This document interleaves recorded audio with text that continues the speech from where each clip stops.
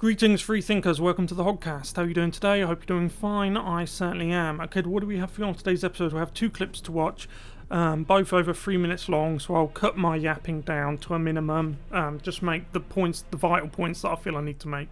The first one is this. This is beautiful. This is just in an age of where I switch off from a lot of things like mainstream media. Jen Psaki, for example. As soon as I hear Jen Psaki speak, I'll switch off. I'm not interested. In an age of all of that, Project Veritas and James O'Keefe are like a diamond in the rough, yeah? A needle in a haystack. This is Mark Mazzetti, yeah, from the New York Times, who is engaged in propaganda like all the mainstream media. Well, excuse me. Well, Project Veritas and James O'Keefe himself actually caught him out here, and like all of the mainstream media propagandists, when asked questions and shown evidence of his own malpractice, he just goes completely silent. We see this all the time with journalists, the educated ones, our betters, the people who are more sophisticated than us working class people. As soon as they get caught out for it, they go quiet. Yeah? Why is that? That clip you have to watch. And then secondly, after that, we have a clip from New York where Russian-owned restaurants and stores are being targeted by radical leftists and just people who believe that all Russians, like every Russian person, is Vladimir Putin incarnate. Yeah, the reason why I'm showing you that is because it's the malpractice of people like this that end up causing the second situation. Yeah, so we'll get into the video now. If you haven't yet though, please like the video, subscribe to the Hoggcast, hit the notification bell, and share this video around if you find the video informative. I have a membership scheme which you can join too. There's a join button down below, link in the description box. I have 9 amazing, beautiful members who honour and humble me, that they value my content as much as they do, that they become a channel member. You can do that too, but of course you don't have to. Okay, let's go. Okay, we start with Project Veritas. Sitting next to Mark Mazzetti, reporter for the New York Times, who is, when unable to engage in defamation, is rendered completely mute, unable to say a word, unable to lie, unable to use hyperbole.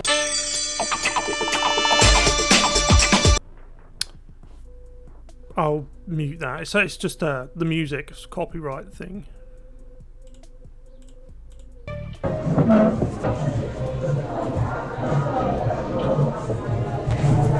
Hey Mark, James O'Keefe, Project Veritas. How you doing today? I see this article you wrote. He's doing his best. I'm just I'm just working here. Can't you see? About how documents show how far deceptive reporting practices could go before running afoul of federal laws. Why did you word it that way? Did you consult your lawyers before publishing these, Mark? Are you okay if I publish your attorney-client privilege documents? See, that's the difference between me and you. You can't engage me in conversation because to do so would be to lose. You can't have a dialogue with me because you operate in total secrecy. Yeah, and it would give the game away. And the thing is, he knows he's right. Now, what I would ask you to do, listen to the words coming out of James O'Keefe with your ears, but with your eyes, watch him. It's like he's being bludgeoned with a blunt object, right? When James O'Keefe's spitting facts at him, because these are swamp creatures. They live in darkness. When you shine a light on them, they scurry away.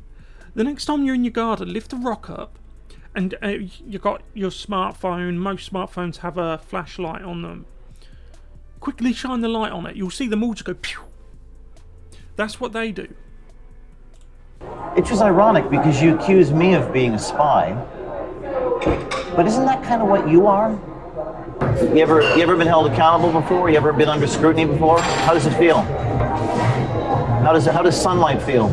This was the article you wrote. See, it says transporting material across state lines.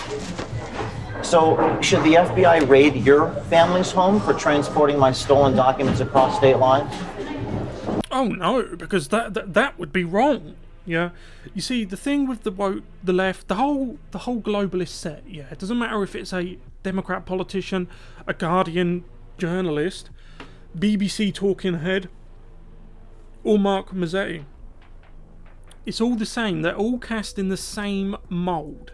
Yeah, to answer any of his questions, right? As James O'Keefe said himself, he knows he would lose, because I've said this before and it's a favourite saying of mine.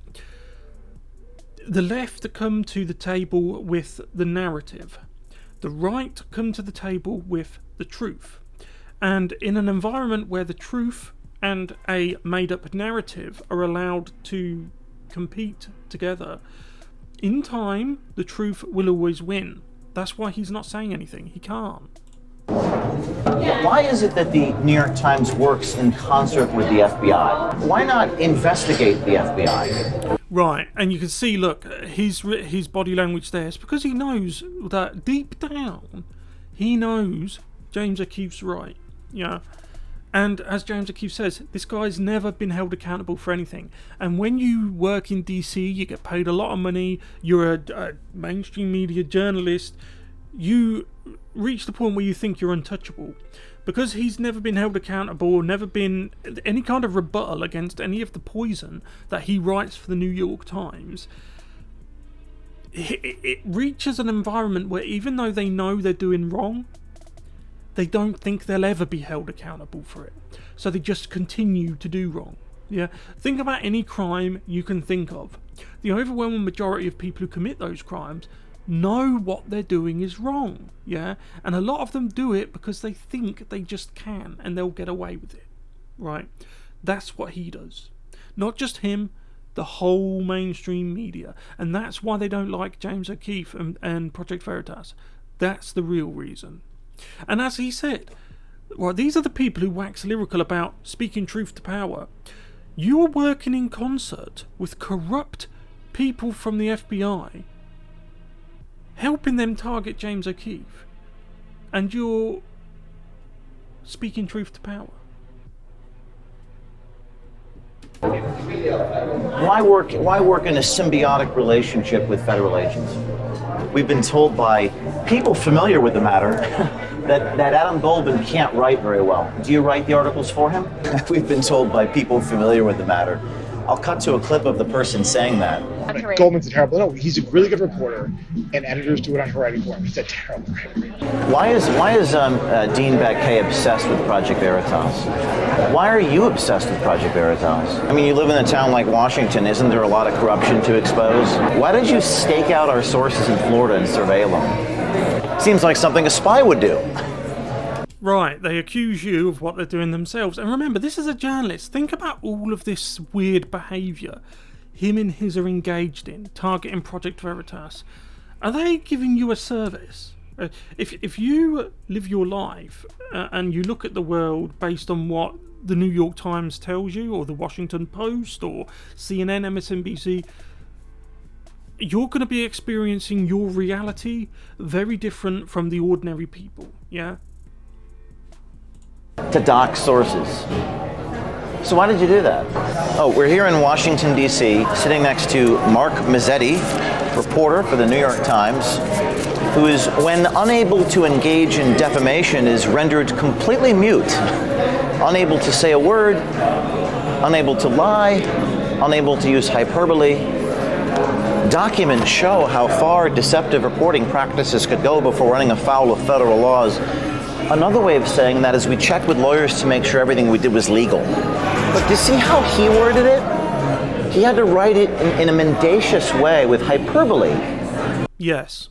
Now hold this bit in mind. I know some people don't like it when I comment or like comment too much, but I'm just saying, like, if you haven't skipped through the video and you've watched this part, remember that, because this it gets to the point of why I'm showing you the clip after this, the one with the Russians, because the way that they frame their political enemies, because that's what it is. He's not reporting on interest rates remain stable.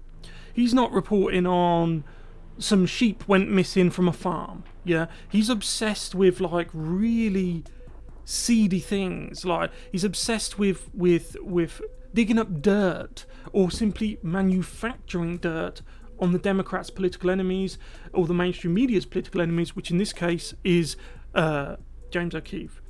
Now, he's not alone in that. The mainstream media do this. It's the way that they word things.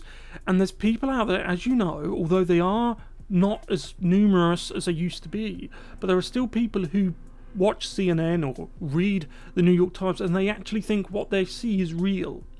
And these people, you find them congregating on Twitter, have been brainwashed to such an extent that, I mean, I could go over all of the things we've seen in the last 2 years, but related to this, they actually believe that every Russian man, woman and child must be fill in the blank. Yeah, that's their attitude, to the point that they're actually attacking Russian restaurants and shops and phoning them up and doing the usual stuff that Democrat activists do. Yeah, we have the same thing here in Britain.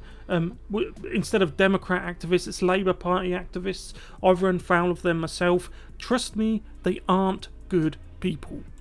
Because to show people the reality, we don't trust them with the reality. We have to write the words in a particular way. And obviously Goldman didn't write it, because we know Goldman isn't a very good writer. That's it, he's off now. Because that bit at the end there was the final bit for him. Yeah, he couldn't take it any longer, right?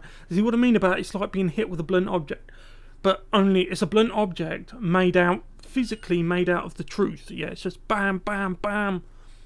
And that last bit set him off because he knows it's true.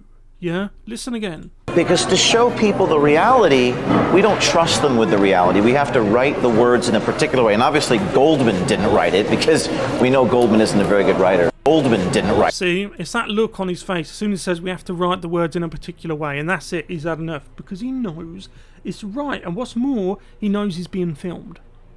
This is the thing. This is why I really do applaud Project Veritas and what they do, because you're shining a light on people who'd never wanted to be shined, have that light shine on them. Hyperbole.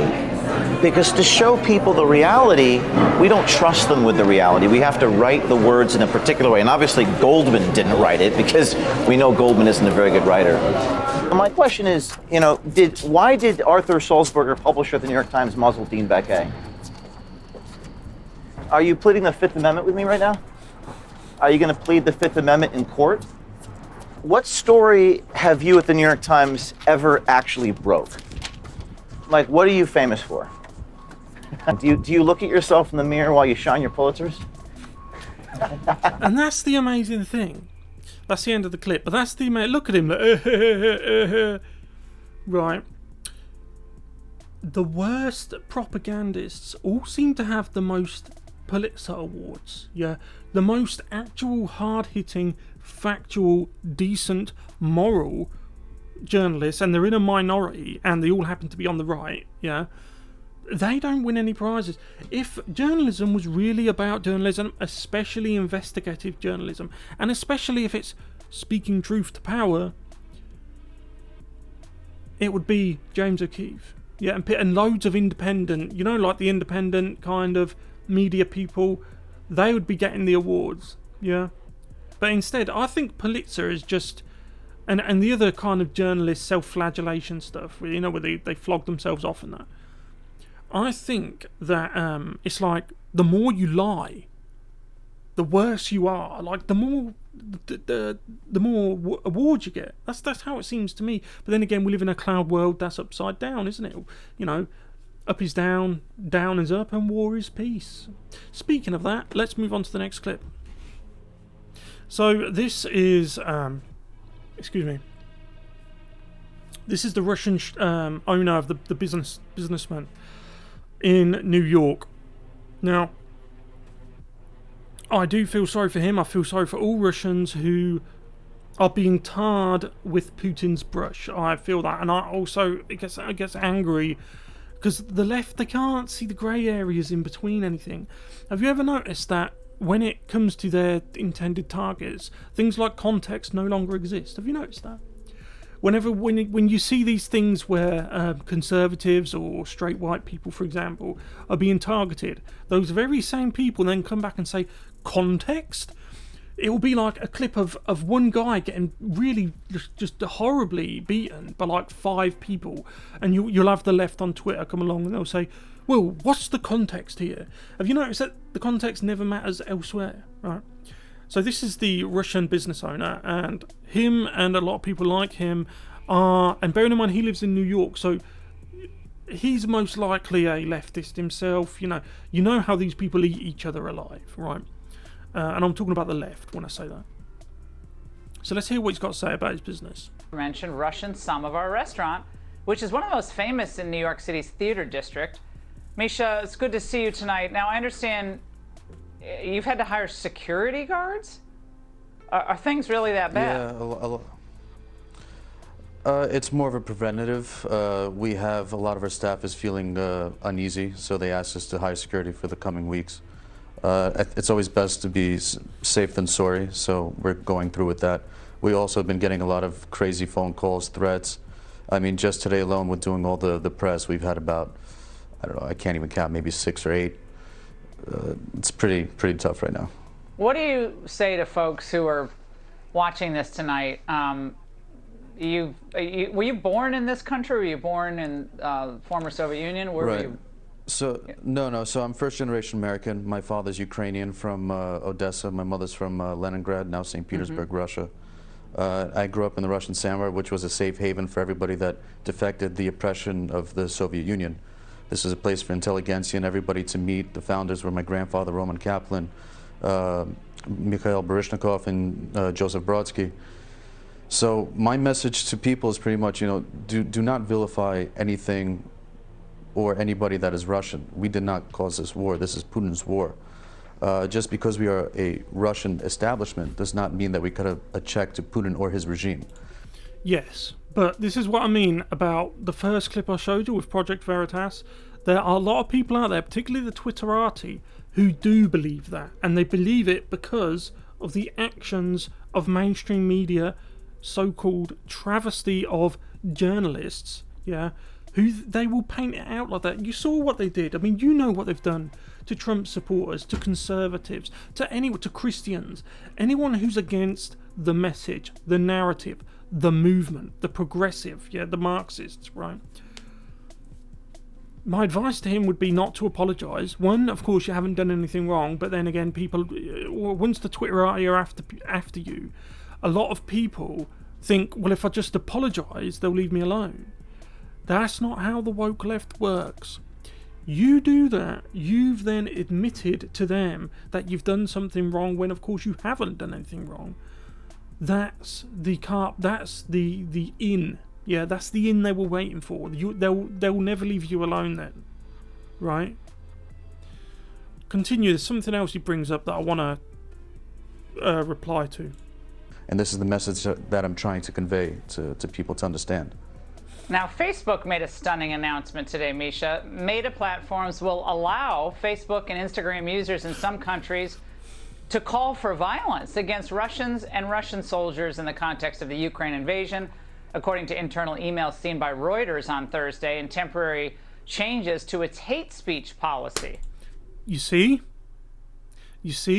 They're bending the rules. Who do you think? Do you think a conservative working at Facebook, if there's even any there, which I doubt, did that? They didn't. That's the millennial young set.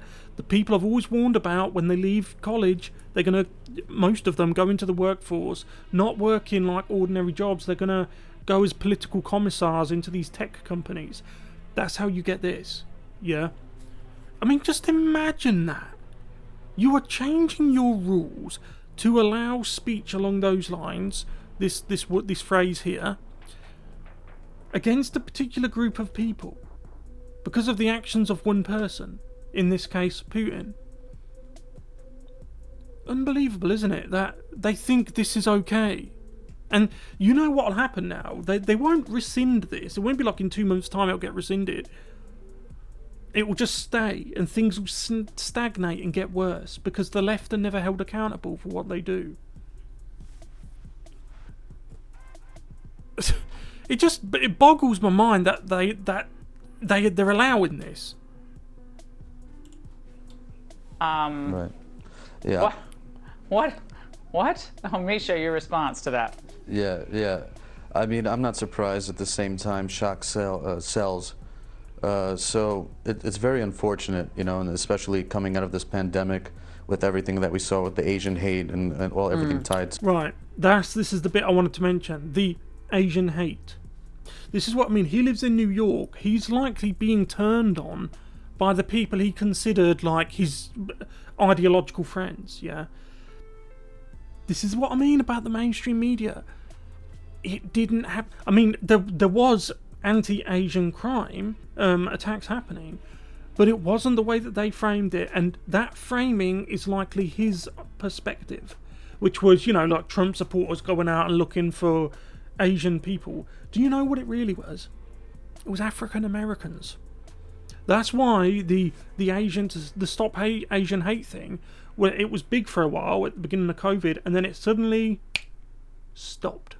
The mainstream media just stopped talking about it because they found out who the actual perpetrators were, and that goes against the message, the narrative, the movement.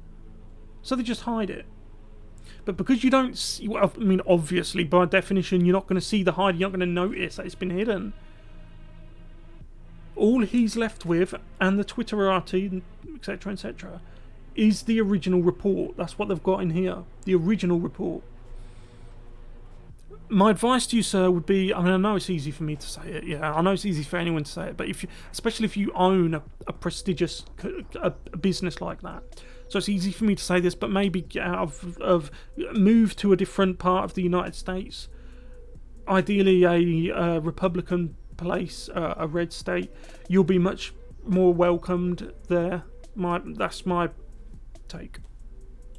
To coronavirus, you know, it's very unfortunate, and especially after all the you know, the publicity and all the, you know, the cases going on with this, the fact that they haven't learned the lesson is really disappointing, and I'm truly concerned. I'm worried for my family there, my family here, our workers, everything. Now, there was, I think, a unified outcry against anti-Asian hate after the pandemic began, because I mean, it's just blatantly unfair and horrible to do that to people that had nothing to do with the pandemic. Yes, but it didn't happen in the context that you're saying it did. Those attacks you're talking about, they're still happening now. Just go on. You can go on social media and see the CCTV footage. You will notice, I don't like to say it, but it's true, you will notice a pattern, right? And this is no different. No, absolutely, yeah. No, it isn't. And the worst part is a lot of the hate that we're getting is people that aren't even Ukrainian or Russian. It just seems to be people that want to be vigilantes and, you know, I guess project their own inner feelings of hatred towards anybody else. And who is that? That phrase, that sentence, who does that describe better than anyone else? The left. The people you've obviously chose to embed yourself with, right? Any moment they can get, and which is very unfortunate. And unfortunately, at the same time, we have to deal with the brunt of that. Well, Misha, small business owners in New York, especially in Washington, D.C., all these blue cities that stayed locked down have suffered so much, and now you're going through one more round of, you know, difficulty, and we certainly hope you guys are okay and stay safe. It never ends. It's never ending. And we'll leave it there. It never ends, and it's the same with everyone. Everyone feels that way. Like the West as a civilization, we're lurching from crisis to crisis. Do you notice that we never just settle down? Our leaders insist on poking our nose in here, fiddling with this, changing that, doing this, denying that. And they never put any of this to the people. Never. They put X, Y, Z to the people, they get elected, and then they give us A, B, and C. Right, let me know what you guys think about this. It was a bit of a longer video than normal. I did try and keep my yapping down to a minimum, I hope. But let me know what you think in the comments section below. I'll see you in the next one. Goodbye.